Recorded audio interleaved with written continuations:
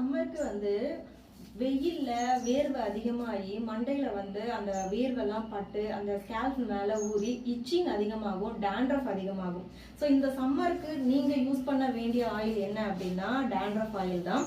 So டேண்ட்ரஃபும் உங்களுக்கு வெயில்ல போயிட்டு வரதால அதிகமா இருக்கும்.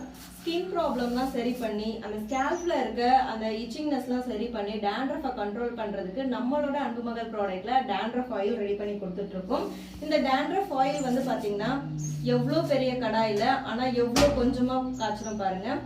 மினிமமா தான் ரெடி பண்ணுவோம். ஏன்னா ஃப்ரெஷ்ஷா ரெடி பண்ணி கொடுக்கும் போதுதான் அதோட எஃபெக்ட் வந்து உங்களுக்கு நிறைய கிடைக்கும்.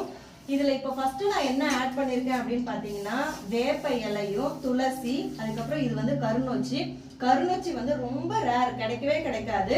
நார்மலா நொச்சி இலை வந்து பாத்தீங்கன்னா நிறைய இடத்துல இருக்கும். ஆனா இந்த கருநொச்சி பாத்தீங்கன்னா ஒரு மாதிரி பர்பிள் கலர்ல இருக்கும். மேல வந்து கிரீனாவும் இருக்கும், இங்க பேக் சைட்ல பாத்தீங்கன்னா பர்பிள் கலர்ல இருக்கும். இதுதான் கருநொச்சி.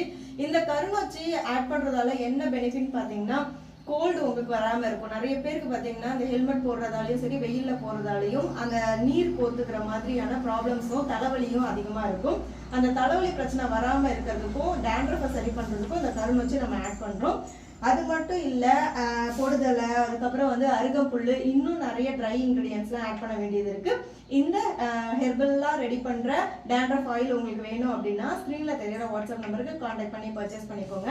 இருப்பதை வைத்து இன்பமாக வாழலாம். தேங்க்யூ.